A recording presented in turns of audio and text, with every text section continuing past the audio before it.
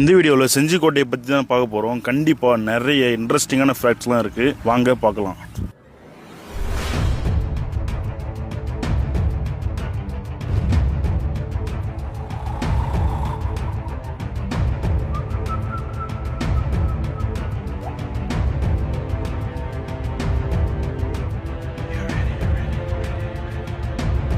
இது வந்து இதை பாருங்க, ஒரு குதிரை மாதிரி இருக்குது. குதிரை மாதிரி நல்லா தெரியும் பாருங்க, குதிரைனுடைய முகம். இதுதான் ஊரில் இப்படி தேய்ப்பாங்க போல. அப்போனா எவ்வளோ பெரிய மனிதர்கள்லாம் இருப்பாங்க பார்த்துக்குங்க.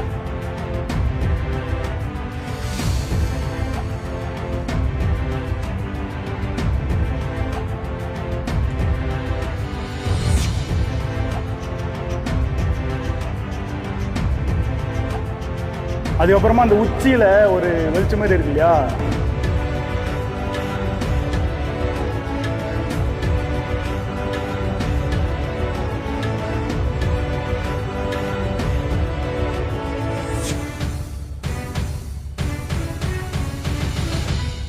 செஞ்சி பஸ் ஸ்டாண்ட்லேருந்து செஞ்சிக்கோட்டை 2 கிலோமீட்டர் தான். விசிட்டிங் டைமிங் பார்த்தீங்கன்னாக்கா 9 to 5. அதே மாதிரி கார் பார்க்கிங், பைக் பார்க்கிங்லாம் இருக்குது. என்ட்ரன்ஸ் ஃபீஸ் வந்து 25 ரூபாய். அதே மாதிரி சில நாட்கள் ஃப்ரீயாகவும் இருக்கும். இதுதான் இந்த கோட்டையினுடைய மேப்பு.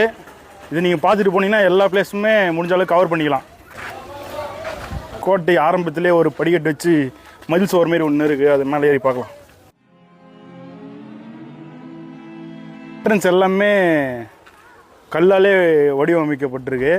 முக்கியமாக அந்த சைடு பாருங்களேன், அது எல்லாமே இப்போ ரீசெண்டாக உடஞ்சி திரும்பவும் கட்டப்பட்டது மாதிரி இருக்குது. ஏன்னா சிமெண்ட்லாம் யூஸ் பண்ணியிருக்காங்க. ஆனால் அந்த காலத்தில் கட்டின இது வந்து வெறும் கல்லாலே அந்த கல்லை உடைச்சி அதன் மூலிமா பூசு வேலை பண்ணது நல்லாவே தெரியுது. ஆனால் இதெல்லாம் பார்த்தீங்கன்னா கொஞ்சம் இப்போ கட்டின மாதிரி தெரியுது. வாங்க இப்போ உள்ளே போயிட்டு இன்னும் என்னென்னலாம் இருக்குன்னு சொல்லிட்டு முடிஞ்ச அளவுக்கு எவ்வளோ உங்களால் கவர் பண்ண முடியுமோ அது எல்லாத்தையும் உங்களுக்கு காமிக்கிறேன்.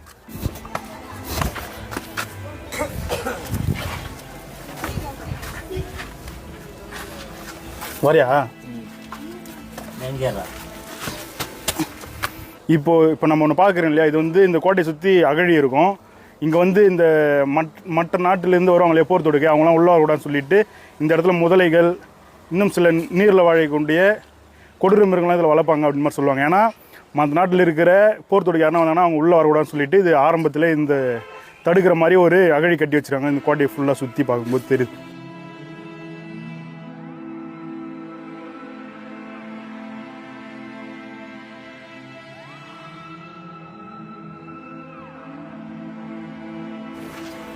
ராஜகிரி மலை உச்சிக்கு செல்லும் வழி.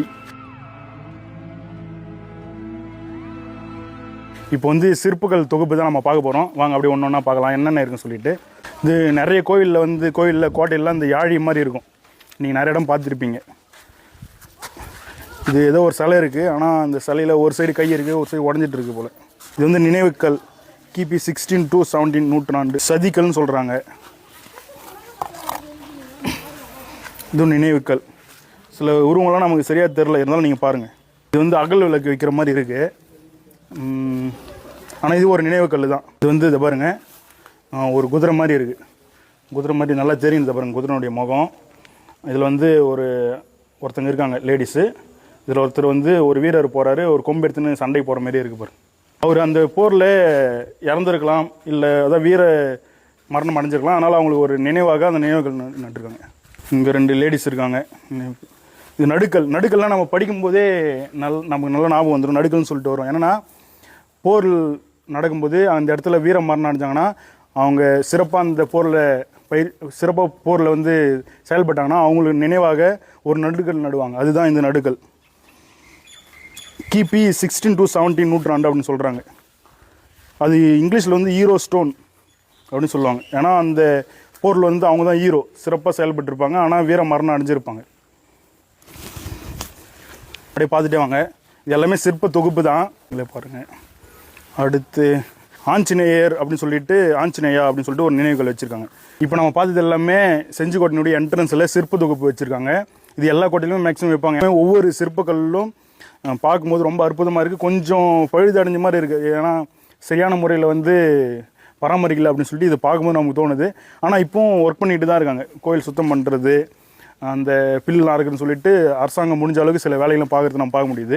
அதை பாருங்கள், ஒரு அம்மா கூட ஒர்க் பண்ணிட்டு இருக்காங்க. இங்கே இருக்கிற பில்லெல்லாம் சுத்தம் பண்ணிட்டு இருக்கு நம்ம பார்க்க முடியுது. ஓகே, அடுத்து நம்ம உள்ளே போயிட்டு வேறு என்னெல்லாம் இந்த கீழ்கோட்டையில் இருக்குன்னு சொல்லிட்டு நம்ம அப்படியே ஒன்று ஒன்றா பார்க்கலாம். சிற்ப தொகுப்பு பார்த்ததுக்கு அப்புறமா உள்ளே வந்து ஒரு மண்டபம் மாதிரி இருக்குது. இது மண்டபம் அப்படின்றத விட இது கல்யாண மண்டபமாக இருக்குன்னு நினைக்கிறேன். இது வந்து மணப்பெண் அப்படி யாருன்னா உட்காந்துக்கிட்டு இங்கே திருமணம் பண்ணுற மாதிரி இருக்கும்னு எனக்கு தோணுது. ஏன் அப்படி சொல்கிறேன்னா, ஸ்டேஜ் மாதிரி இருக்குங்க இல்லைங்களா. இங்கே ஏழை மக்கள் எளிய மக்கள்லாம் இருப்பாங்களே, இங்கே போர் வீரர்கள்லாம், அவங்களுக்கான ஒரு சின்ன ஒரு மண்டபமாக இது இருக்கும் அப்படின்ற மாதிரி தான் நமக்கு தோணுது. இந்த ஒவ்வொரு தூண்லேயுமே ஒரு ஒரு டிசைன் இருக்குது. முக்கியமாக அதில் வந்து யாழி அப்படின்ற மாதிரி அந்த உருவம் இருக்குது. அதில் நீங்கள் அந்த கடைசியெல்லாம் பார்த்தீங்கன்னா இந்த தூண் வந்து அப்படியே அழுக்கு அழுக்காக இருக்கிற மாதிரி இருக்குது. அந்த செவருக்கும் அதுக்கும் அட்டாச் ஆக மாட்டேங்குது, தொடர்பே இல்லாத மாதிரி அப்படியே சும்மா அப்படியே வச்சுக்கிற மாதிரியே தெரியுது. அப்படி க்ளோஸ் ஆகும். அதுக்கப்புறமா இது பக்கத்துலேயே ஒரு கிணறு இருக்குது. கொஞ்சம் துடுத்துட்டு வாங்க போல் இருக்குது. ஆழலாம் ரொம்ப கம்மியாக தான் இருக்குது. ஒரு 20 அடி 25 அடி இருக்கும்.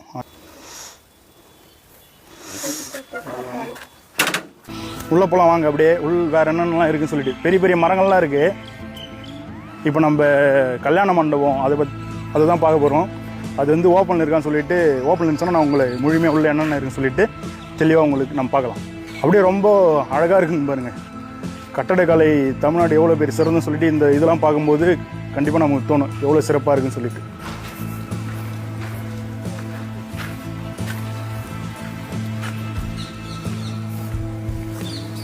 இப்போ நம்ம பார்க்குறோம் இல்லையா, எல்லாம் ரொம்ப டேமேஜாக இருக்கிறது உங்களுக்கு நல்லாவே தெரியும். அது ஒரு போர்டே போட்டுட்டாங்க, சிதிலமடைந்த தளம் சொல்லிட்டு.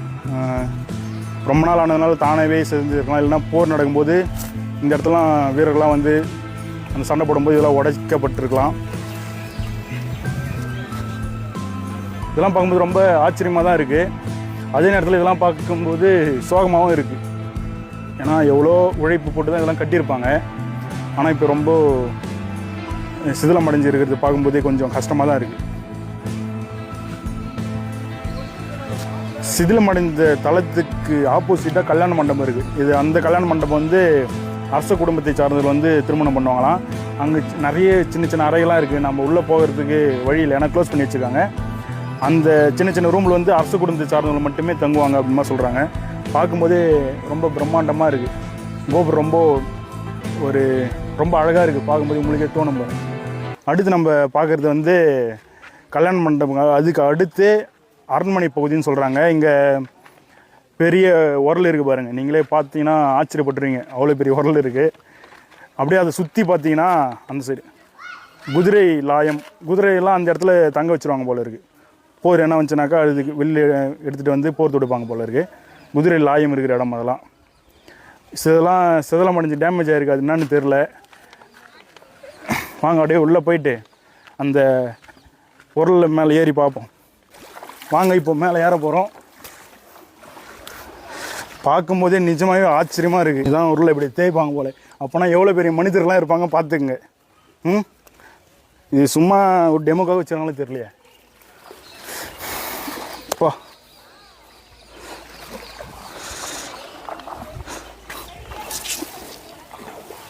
இருக்கு பாருங்க. அதில் வந்து அப்படியே குதிரை லாயம் அதெல்லாம். அது வந்து கல்யாண மண்டபம் ஏற்கனவே பார்த்துருப்போம் நம்ம. இங்கே ஒரு படிக்கட்டு மாதிரி இருக்குது. ரிங் படிக்கட்டு சொல்லுவாங்க, வளைவு படிக்கட்டு சொல்லலாம். இப்போ அந்த காலத்தில் எப்படி சூப்பராக கட்டி வச்சுருக்காங்க பாருங்கள். ரிங் படிக்கட்டு செம்மையாக இருக்குங்க. மேலே இப்போது கட்டுற படிக்கட்டில் ரொம்ப ஏறதுக்கு கொஞ்சம் டயர்டாகும். ஆனால் இதில் அப்படி தெரில. அதில் ஏன்னா பண்ணி கட்டியிருக்காங்களா தெரில, செம்மையாக கட்டியிருக்காங்க. அடுத்து நம்ம ஏற்கனவே சொன்னோம் இல்லையா, கல்யாண மண்டபத்துக்கு பக்கத்துலேயே குதிரை லாயம் இருக்குன்னு சொல்லிட்டு, அது போயிட்டு ஒரு முறை பார்த்துடலாம் வாங்க. இதுக்கு முன்னாடி நீங்கள் சுரல் படிக்கட்டு பார்த்துருப்பீங்க. அதுக்கப்புறமா அவ்வளோ பெரிய அம்மி உரலை பார்த்துருப்பீங்க. இப்போ அடுத்து குதிரை லாயம் பார்க்க போகிறோம். அதுக்கு உணவு கொடுக்கறதுக்கான இடமா இருக்குன்னு நினைக்கிறதுலாம். நம்ம கூட ஒரு கதை படிச்சிருப்போமே, குதிரை வந்து ரொம்ப திமிராக சுற்றிட்டு இருக்கோம். அந்த குதிரையை அடக்கிறதுக்காக குதிரை லாயத்தில் போட்டுருவாங்க. போட்டோடனே அது சாப்பாடே போட மாட்டாங்க. பல நாள் ஆனோடனே அது சாப்பாடே ஏங்கி ரொம்ப ஒல்லியாக போயிருக்கும். அப்போ வந்து அந்த நாட்டில் இருக்கிற அரசர் போயிட்டு எட்டி பார்ப்பார். அவருக்கு தாடி ரொம்ப நீட்டாக இருக்கும். அது வந்து அந்த குதிரை என்ன நினைக்கும், நமக்கு பில்லு போடுறான்னு சொல்லிட்டு அந்த ராஜனுடைய தாடி பிடிச்சி இழுத்துரும். நம்ம கதையாக ஃபன்னாக படிச்சிருப்போம். அந்த மாதிரியே இருக்குது இப்போ இங்கே இருக்கிற குதிரை லாயெல்லாம். நிறைய இருக்குது. குதிரைக்குன்னே இவ்வளோ ஸ்பெசிஃபிக்காக, இவ்வளோ பிரம்மாண்டமாக, இவ்வளோ சேஃப்டியாக அதுக்கே இவ்வளோ கட்டியிருக்காங்கன்னா அப்போது காலத்தில் இருந்த மக்களுக்கு போர் வீரர்கள்லாம் ரொம்ப சிறப்பாக தான் சிலதெல்லாம் அவங்க கட்டியிருப்பாங்க அப்படின்னு மாதிரி நமக்கு தோணுது. அவங்களுக்கான வீடு, அவங்களுக்கான பாதுகாப்பு. ஏன்னா குதிரைக்கு இவ்வளோ பாதுகாப்பு இருக்கும்போது அவங்களுக்கு கண்டிப்பாக பாதுகாப்பு இருக்கும். மொத்தம் இங்கே 110 குதிரை லாயம் இருக்க போல இருக்குது. இது வந்து முகலாயர் காலத்திலேயே கட்டப்பட்டது சொல்கிறாங்க. வெளிநாட்டில் இருந்தும் குதிரை வந்து இறக்குமதி பண்ணியிருக்காங்க.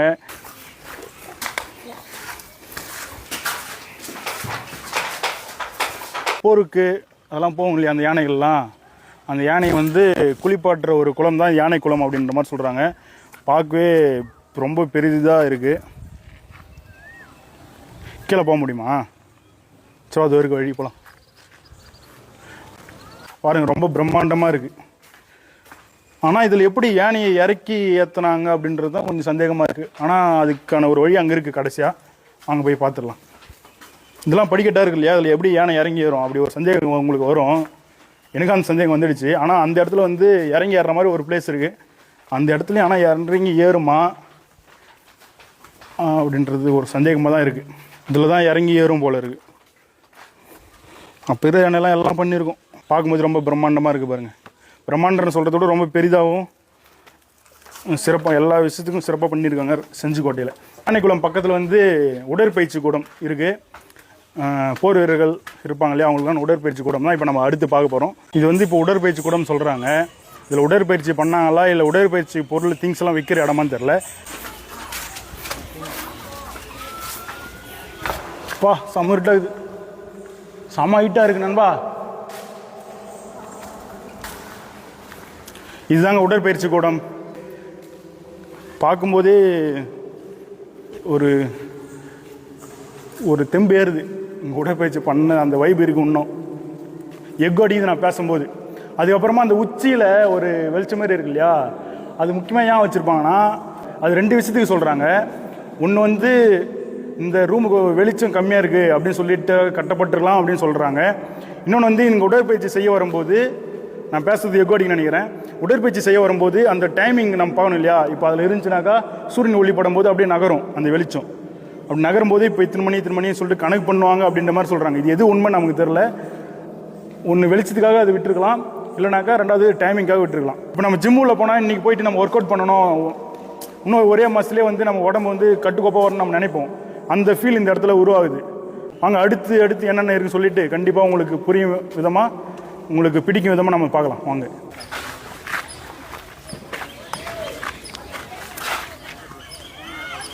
அடுத்து நம்ம பார்க்க போகிறது வந்து உணவு கிடங்கு, அதுக்கப்புறமா வெடிமருந்து கிடங்கு. இது 2த்தையும் கீழ்கோட்டையில் இருக்கிறது நம்ம பார்த்துடலாம். நான் ஏற்கனவே சொன்ன மாதிரி இப்போ நம்ம வந்து வெடிமருந்து கிடங்கு, நெற்களஞ்சியம் 2த்தையுமே பார்க்க போகிறோம். வெடிமருந்து கிடங்கு வந்து இந்த பக்கம், அதுக்கு ஆப்போசிட் தான் நெற்களஞ்சியம் இருக்குது. இப்போ ஃபஸ்ட்டு நம்ம நெற்களஞ்சியத்துக்கு போயிட்டு அங்கே எப்படி இருக்குது அப்படின்னு சொல்லிட்டு நம்ம போய் பார்க்கலாம். வாங்க. இதுதான் நெற்களஞ்சியம். 3 ரூட் இருக்குது. அந்த 3 ரூட்லையுமே பெரிய கிடங்கு இருக்குது. அது பார்க்கும்போது ரொம்ப பெருசாக இருக்குது.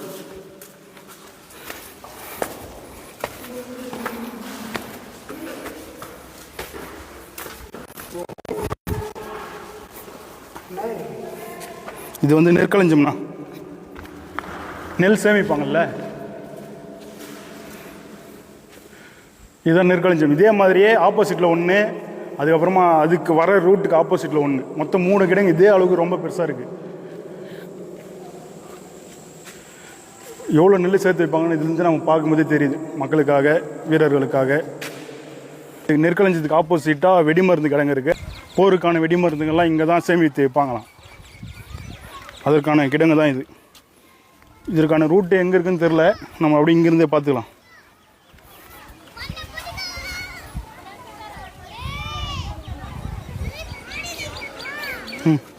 செஞ்சிக்கோட்டையில் உள்ள கீழ்கோட்டை வரைக்கும் நம்ம எல்லா இடமும் பார்த்துருப்போம்.